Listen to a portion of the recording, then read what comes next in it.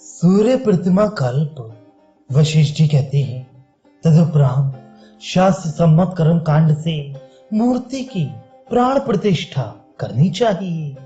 समुद्र, गंगा, यमुना, सरस्वती, चंद्रभागा, सिंधु, पुष्कर और पर्वत से निकले हुए प्रपात से श्रेष्ठ जल लियाकर और इसी प्रकार जो अन्य अन्य नदी, नद तथा सरोवरों के जल हैं, उन्हें यथाशक्ति स्वर्ण आदि के कलशों में ले आकर तत्पश्चात मणि रत्न, समस्त बीजौषधियों, सुगंधित मालाओं, स्थल पर उगने वाले कमलों, चंदनों और नाना प्रकार के अन्य सुगंध, ब्राह्मी, सुवर्चला, नागरमोथा, विष्णु क्रांता, शतावरी, धूप, शंख पुष्पी, केसर, कुमकुम एवं नील, इन सब आवश्यक वस्तुओं को विविध कर्म विधिवत एकत्र करके बरगद, पीपल और शीरीष के पल्लवों और कुशों से युक्त कलशों द्वारा प्रतिष्ठापित सूर्य को स्नान के लिए जल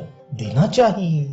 सोने, चांदी, तांबे और मिट्टी के बने हुए कलशों द्वारा अक्षत, सोना और समस्त औषधियों के साथ गायत्री मंत्र पाठ से पवित्र करके 8 बार सूर्य को स्नान कराना चाहिए। इसके बाद पके हुए ईंटों से बनी वेदी को कुश युक्त करके उस वेदी पर मूर्ति को चढ़ाकर और वस्त्र पहनाकर प्रयत्न पूर्वक उपवास करके प्रतिमा का अभिषेक करना चाहिए।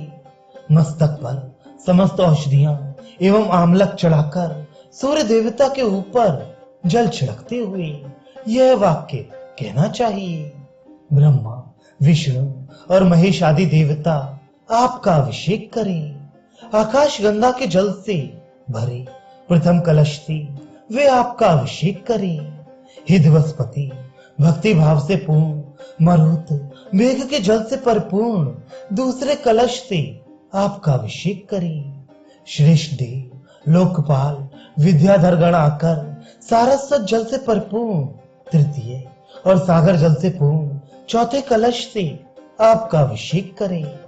नागगण कमल पराग से सुगंधित जल से परिपूर्ण 5वें कलश से आपका स्नान करें। हिमाचल और हेमकूट आदि पर्वत प्रपातों के जल से परिपूर्ण 6ठे कलश से आपको स्नान कराएं। हे दिवसपति, समस्त तीर्थों के जल से परिपूर्ण 7वें कलश से आकाशचारी सप्तऋषि तुम्हें स्नान कराएं और 8 मंगल से युक्त 8वें कलश से वसुगण आपको स्नान कराएं। हे देवादिदेव, आपको बारंबार नमस्कार है। इस प्रकार स्नान कर्म विधि जानने वाले व्यक्ति को स्नान कराने के बाद कहना चाहिए। इसके पश्चात वर्धनिका उठाकर जलधारा छोड़नी चाहिए और आचमत्सु कहकर 30 बार सूर्य के सामने गिराना चाहिए। इसके बाद किसी अन्य पवित्र स्थान में भली भांति लेप करके चावल और पंचराग से चौक पूरना चाहिए। पताका, तोरण, छत्र, ध्वज और माला आदि से उस स्थान को अलंकृत करना चाहिए। चित्र विचित्र मालाओं और बिखेरे गए पुष्प समूहों से युक्त वह स्थान होना चाहिए। उसके बीच में कुश के बिस्तरे पर विवस्वत अर्थात सूर्य की मूर्ति को स्थापित करके उनका आवाहन करके भक्ति पूर्वक अर्घ्य देना चाहिए। स्वर्ण, मधुपर्क, पुष्पदीप और धूप आदि से सूर्य देवता की उपासना करके बछड़े सहित पवित्र लाल गाय को दान में देना चाहिए। ओम किरणों के स्वामी को प्रणाम है। हे सहस्त्रांशु, आप मुझ पर प्रसन्न हो। इस प्रकार कहकर मंत्र से पूजा करके वस्त्र पहनकर यज्ञोपवीत लपेटकर और चंदन, अगरू, कुमकुम आदि सभी गंधों से उपलेपन करके सुगंधित पुष्प अलंकारों से अलंकृत करके और विविध प्रकार की मालाओं से अनेक शाह आबद्ध करके तब भक्ति पूर्वक धूप और नैवेद्य देना चाहिए। अग्नि जलाकर विधि पूर्वक शांति करनी चाहिए और इसके बाद भली भांति स्नान कराई गई और मणि रत्न विभूषित प्रतिष्ठित की गई प्रतिमा को देव मंदिर से ईशान दिग्भाग में अधिवासित करना चाहिए। बिछे हुए कुशों से युक्त और श्रेष्ठ बिछौनों से ढके हुए भाग में पूर्व की ओर सिरहाना बनाकर पवित्र शैया बनानी चाहिए जो अत्याधिक श्वेत वस्त्रों से ढकी हो। उस शैया पर पहले कही गई महाश्वेता को भली भांति सुलाना चाहिए। दाएं भाग में निक्षुभा को और बाएं भाग में रागी को स्थापित करना चाहिए। दंड और पिंगल को पैर की ओर स्थापित करना चाहिए। इस प्रकार शंख के समान श्वेत उस शैया पर सूर्य की प्रतिमा को सुलाना चाहिए। रात भर चारों ओर से ब्राह्मणों, बंदियों और गीतज्ञों द्वारा स्तवन होना चाहिए और सूर्य के प्रति भक्ति भाव से रात्रि जागरण करना चाहिए। प्रभात होने पर पुनः जगाना चाहिए। विधि पूर्वक ब्राह्मणों और याजकों को हविष्य खिलाना चाहिए। स्वस्ति वाचन करने के बाद दक्षिणा इत्यादि से पूजा करके दीनों, अंधों, कृपणों इन सबको अन्न से संतुष्ट करना चाहिए। इसके पश्चात पिंडिका को गर्भगृह स्थान के बीच में रखकर उसके खोखले भाग में स्वर्ण निर्मित 7 घोड़ों वाला रथ स्थापित करके समस्त बीजौषधियों को विधान पूर्वक दान देकर अर्घ्य प्रदान कर मूर्ति को स्थापित करना चाहिए। शंख दुंदुभी के घोष से और हाथ में अक्षत लेकर पुण्यहा वाचन करके मंदिर की प्रदक्षिणा करके शुभ लग्न दिन में नक्षत्र दिन के पहले भाग और सूर्यानुकूल क्षण में सूर्य की मूर्ति की स्थापना करनी चाहिए।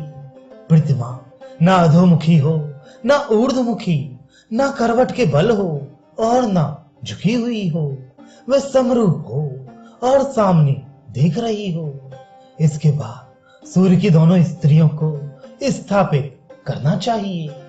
निक्षुभा को दाईं ओर और रागी को बाईं ओर, पिंगल दाहिनी ओर, दंडनायक बाईं ओर स्थापित किए जाएं। इसके बाद पुनः विधि पूर्वक अग्नि स्थापन करके यजमान की शांति के लिए शांति कर्म विधान को जानने वाला पंडित समस्त देवताओं के लिए स्वाहा शब्द का उच्चारण करता हुआ होम कराई। इसके पश्चात पहले से ही एकत्र किए गए उपहार देने की सामग्रियों द्वारा और स्तुतियों द्वारा सूर्य को संतुष्ट करना चाहिए। सामग्रियां इस प्रकार हैं: लड्डू, मालपुआ, बरा, खिचड़ी, खीर, दूध, मधु और घी। इन सामग्रियों को समस्त दिशाओं में फेंक देना चाहिए। इस स्तोत्रों द्वारा सूर्य की पूजा करते हुए दूध, मधु और पिघलाए हुए घी द्वारा तर्पण करना चाहिए। इसके बाद विप्रों और याचकों को दक्षिणा देनी चाहिए। सूर्य का यज्ञ अत्याधिक पुण्य से प्राप्त होता है, इसलिए दक्षिणा देनी चाहिए। इस विधि से मेरे भक्तों द्वारा जो प्रतिमा स्थापित की जाती है वे निरंतर वृद्धि करने वाली होती है और वहां मेरा सानिध्य निरंतर रहता है।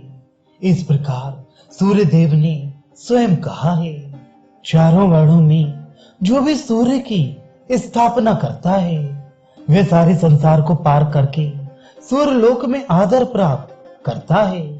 जो मनुष्य सूर्य की स्थापना का दृश्य देखते हैं अगले 7 जन्मों में वे निरोग ही पैदा होते हैं। जो लोग गंध, माला और उपहार से 3 रात तक सूर्य की उपासना करते हैं वे श्रेष्ठ गति प्राप्त करते हैं।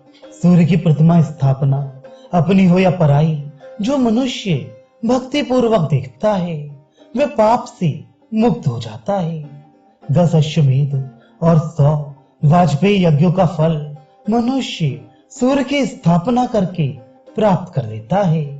जितने दिन तक सूर्य मंदिर बनवाने से उस पुण्यात्मा की कीर्ति बनी रहती है, हे यज्ञ श्रेष्ठ साम, उतने समय तक वह सूर्य लोक में आदर प्राप्त करता है। शास्त्रीय रीत से और भक्ति पूर्वक सूर्य की स्थापना करके मनुष्य प्रतिमास यज्ञ का फल प्राप्त करता है।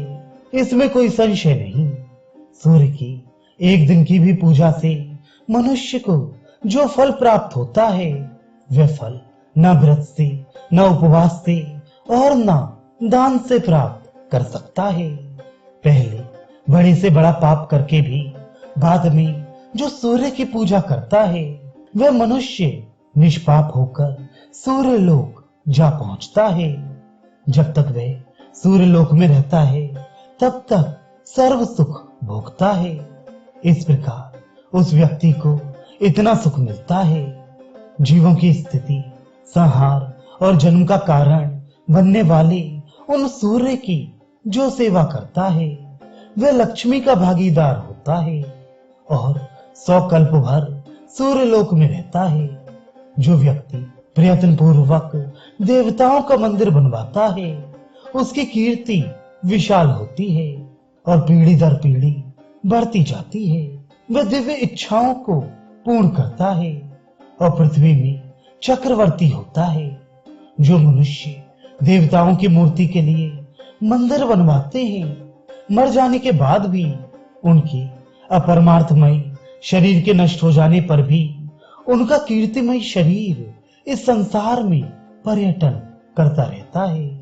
इस प्रकार महर्षि नारद विष्णु पुत्र सांब को विधि का उपदेश देकर चले गए और सांब ने भी सूर्य देवता के इस श्रेष्ठ मंदिर को अपने नाम से भक्ति पूर्वक बनवाया।